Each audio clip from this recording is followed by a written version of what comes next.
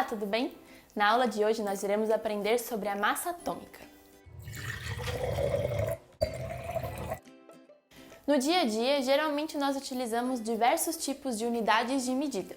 Por exemplo, quando a gente fala que daqui até o final da rua possui 1 quilômetro, a gente sabe mais ou menos qual que é o tamanho desse 1 quilômetro. Quando a gente vai medir um tamanho de uma mesa, a gente, em vez de usar o quilômetro, a gente usa o metro, porque é um pouco menor do que o quilômetro. Só que a gente sabe que se eu pegar esse metro e eu colocar 1000 pedacinhos de 1 metro do lado, eu vou ter o tamanho de 1 quilômetro. A mesma coisa acontece com o peso. Se eu me pesar, eu vou ter uma quantidade em quilos. O meu peso eu não vou utilizar em gramas, porque senão daria um número muito maior. Então eu utilizo o quilo, mas quando eu vou pesar algo pouquinho, por exemplo, uma colher de açúcar, eu utilizo a grama. Mas eu sei que se eu tiver 1000 gramas, vai ser a mesma coisa que 1 quilogramas. Então, esses são os tipos de pesos e de distâncias que a gente utiliza no dia a dia. Porém, quando a gente fala de átomo, que é uma molécula muito menorzinha e muito pequena, é muito difícil eu querer medir em gramas. Assim como é esquisito eu medir o meu peso somente em gramas. Então, a gente utiliza uma outra unidade de medida. E essa unidade de medida a gente chama de unidade de massa atômica. E a gente representa essa unidade com a letra U minúscula. Mas da onde que surgiu essa unidade? Bom, antigamente eles não sabiam ainda quanto que pesava cada átomo, nem nada disso. Hoje a gente já sabe e existem aparelhos que vão pesar isso para nós. Porém, antigamente, como eles não tinham a noção, eles tiveram a ideia de usar um átomo padrão que fosse responsável por pesar todos os outros átomos da tabela periódica. E esse átomo era o carbono.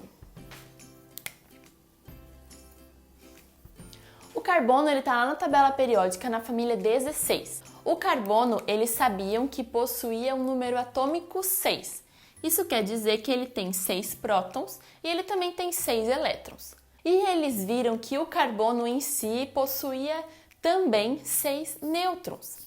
Então, eles decidiram somar como massa o número de prótons mais o número de nêutrons. Então, a gente sabe hoje que a massa atômica de um átomo sempre vai ser o número atômico dele mais a quantidade de nêutrons. Isso vai ser a massa que a gente representa por A. Lá na tabela periódica, o carbono tem a massa 12, porque ele tem 6 prótons e 6 nêutrons, então 6 mais 6 igual a 12.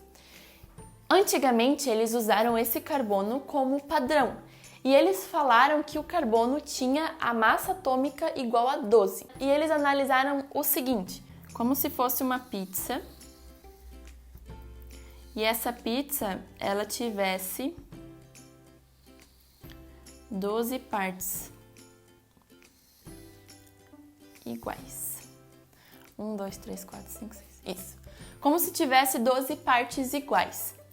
Isso aqui, 12, esse tamanho de pizza seria o nosso carbono.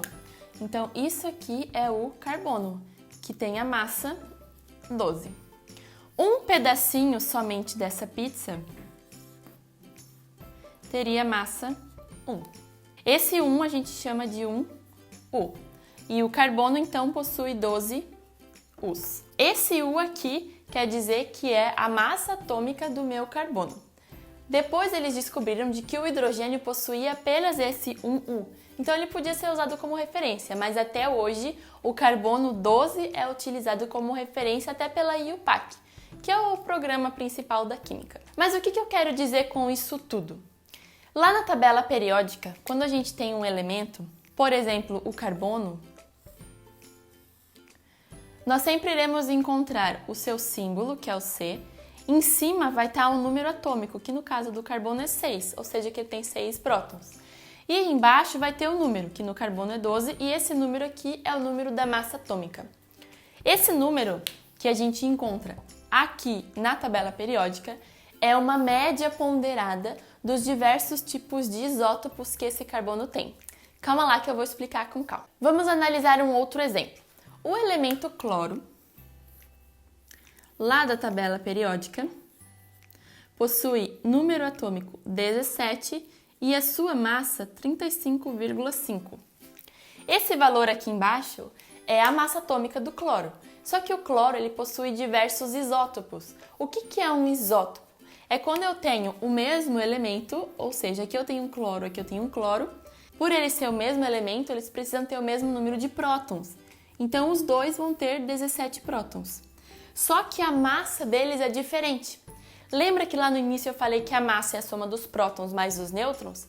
Isso quer dizer que o isótopo ele possui nêutrons diferentes, quantidades de nêutrons diferentes.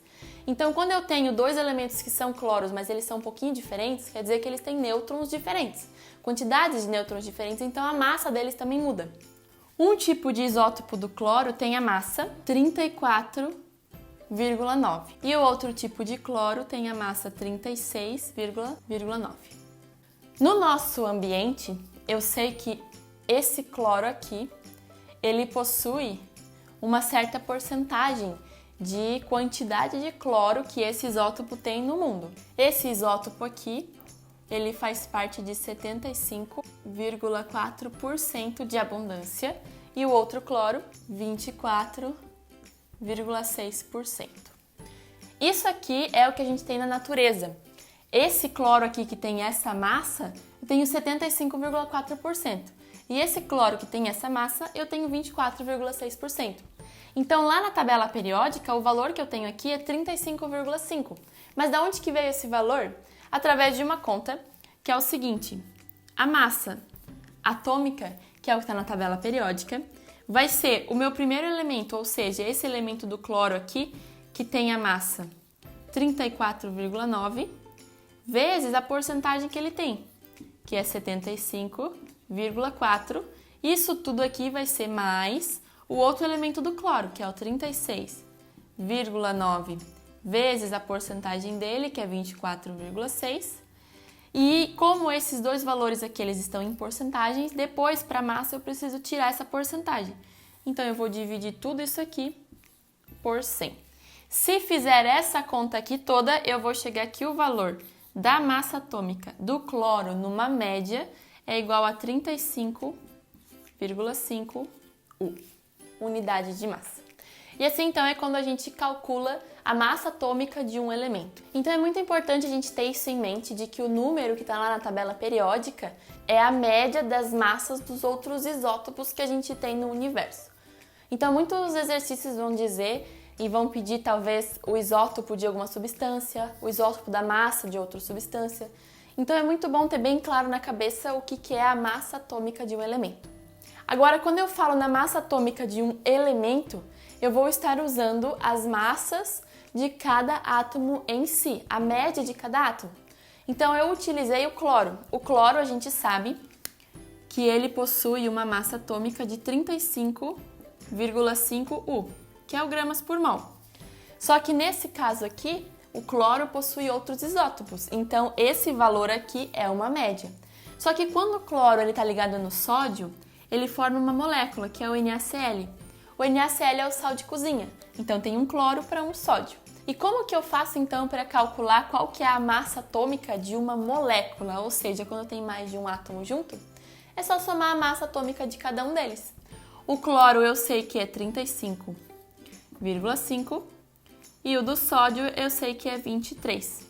Então, se eu quero saber qual que é a massa atômica total da minha molécula do NaCl, é só somar esse mais esse e aqui vai ficar um valor de 58,5 unidade de massa. Então é isso, é muito importante a gente ter bem claro essa noção do que é a massa atômica. Se você ficou com alguma dúvida, deixa aqui nos comentários que eu irei te ajudar.